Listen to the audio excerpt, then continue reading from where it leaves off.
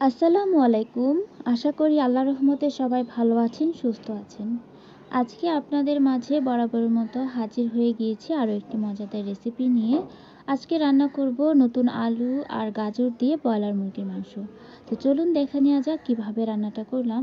প্রথমে একটি কড়াই বসিয়ে দিয়েছি। কড়াইয়ে সামান্য পরিমাণ তেল দিয়ে তেলটা যখন গরম হয়ে আসবে, এখানে কেটে ধুয়ে রাখা মুরগির মাংসগুলো দিয়ে দিলাম। এবার মুরগির মাংসগুলোকে ভালো করে লালচে লালচে করে ভেজে নিব। যেহেতু এটা ব্রয়লার মুরগি, তাই মাংসগুলো একটু ভেজে নিলে তরকারিটা আরও খেতে ভালো লাগে। এই যে দেখুন, মাংসগুলোকে সুন্দরভাবে লালচে করে ভেজে নিয়েছি। এ পর্যায়ে দিয়ে দিব কিছু পরিমাণ পেঁয়াজের কুচি। পেঁয়াজের কুচিগুলোকেও লালচে লালচে করে ভেজে নেব। পেঁয়াজের কুচিগুলো যখন লালচে ভাব চলে আসবে, তখন দিয়ে দিব 2 চা চামচ রসুনের বাটা, 2 চা চামচ জিরা বাটা, দিয়ে দিব 1 চা চামচ আদা বাটা। এবার সবগুলো মশলা তেলের সাথে ভালোভাবে ভেজে নিব, যাতে মশলার কাঁচা ভাবটা চলে যায়। মশলাটা যখন সব কিছুর সাথে ভালোভাবে ভাজা হয়ে যাবে, তখন দিয়ে দিব স্বাদ মতো লবণ, 1 চা চামচ হলুদের গুঁড়া, 2 চা চামচ মরিচের গুঁড়া। এবার সবগুলো মশলা সামান্য পরিমাণ পানি দিয়ে মুরগির মাংসটা কষিয়ে নিতে হবে। এই যে এখানে সামান্য পরিমাণ পানি দিয়ে এবার মাংসটা ভালোভাবে কষিয়ে নিচ্ছি। মাংসটা কষাতে কষাতে আরেক পাশে ফ্রাই প্যানের মধ্যে কেটে রাখা আলু আর গাজরগুলোকে সুন্দরভাবে ভেজে নেব। এখানে আলু আর গাজর ভেজে তারপর তরকারিতে ব্যবহার করব। এতে করে কিন্তু আলু আর গাজরটা খেতেও ভালো লাগবে। এই যে দেখুন, সুন্দরভাবে লালচে লালচে করে আলুগুলোকে ভেজে নিচ্ছি। এখানে সামান্য পরিমাণে লবণ দিয়ে নিয়েছি। সামান্য পরিমাণে লবণ দিয়ে এবার সবগুলো সুন্দর করে ভেজে নিচ্ছি। আপনারাও এভাবে আলুগুলো ভেজে রান্না করার চেষ্টা করবেন, দেখবেন খেতে ভালো লাগছে। এবার দিয়ে দিব আস্ত গরম মশলা।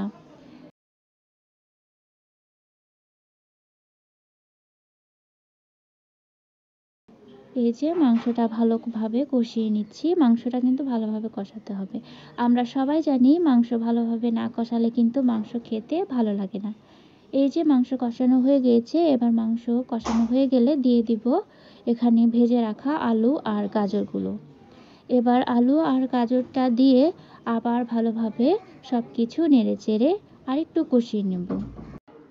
এই পর্যায়ে দিয়ে দিব একটি টমেটো কুচি, দিয়ে দিব কয়েকটি কাঁচামরিচ। এবার সবগুলো আবারও ভালোভাবে নেড়েচেড়ে মিশিয়ে নিব। এ পর্যায়ে দিয়ে দিব ঝোলের জন্য পরিমাণ মতো পানি। এবার ঝোলের জন্য পরিমাণ মতো পানি দিয়ে নিচ্ছি। তারপর সবগুলো মশলা পানির সাথে ভালোভাবে নেড়েচেড়ে দিয়ে এবার চুলার আঁচটা বাড়িয়ে সুন্দরভাবে রান্না করে নেব। এই তো দেখুন, বলক চলে এসেছে। আবারও নেড়েচেড়ে ঢেকে সুন্দরভাবে মাংসটা রান্না করে নিতে হবে। এইভাবে রান্না করলে কিন্তু তরকারিটা খেতে খুবই টেস্টি হয়ে থাকে। আপনারা কে কে এভাবে গাজর দিয়ে আলু দিয়ে মুরগির মাংস রান্না করে খেয়েছেন, অবশ্যই কমেন্ট করে জানাবেন। এখানে গাজরটা দেওয়াতে কিন্তু মাংস তরকারিটা হালকা মিষ্টি মিষ্টি হয়েছিল, খেতে খুবই ভালো লেগেছিল। এই যে ঝোলের পরিমাণটা কমে গিয়েছে। আলু গাজর মুরগির মাংস সুন্দরভাবে রান্না হয়ে গিয়েছে, দেখতেই পাচ্ছেন। এভাবে ঝোলের পরিমাণটা একটু কমিয়ে নেব। আপনারা আপনাদের পছন্দ মতো ঝোলটা রাখতে পারেন। এখানে বেশি ঝোল রাখবো না, যেহেতু ব্রয়লার মুরগি এত ঝোল ভালো লাগে না। এই যে ঝোলের পরিমাণটা কমে গিয়েছে, দিয়ে দিয়েছি কিছু পরিমাণ ধনিয়া পাতা। কিছু পরিমাণ ধনিয়া পাতা দিয়ে আবারও আরেকটু রান্না করে নেব, যাতে আরেকটু ঝোলের পরিমাণটা কমে আসে।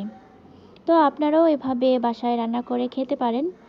আমার ভিডিওটি যদি ভালো লেগে থাকে তাহলে অবশ্যই আমার চ্যানেলটা সাবস্ক্রাইব করে দিয়ে আমার পাশে থাকবেন। আর ভিডিওটি কেমন লেগেছে আপনাদের কাছে অবশ্যই কমেন্ট করবেন, লাইক কমেন্ট শেয়ার করে দিবেন। ফেসবুক পেজ থেকে দেখে থাকলে আমার পেজটিতে লাইক ফলো করে দিবেন। আশা করি আপনাদের কাছে ভালো লেগেছে। ভিডিওটি দেখার জন্য আপনাদের সবাইকে অসংখ্য ধন্যবাদ। আজকের মতো আল্লাহ হাফেজ। দেখা হবে, কথা হবে আবারও অন্য কোনো নতুন রেসিপি নিয়ে। সে পর্যন্ত আপনারা সবাই ভালো থাকবেন, সুস্থ থাকবেন।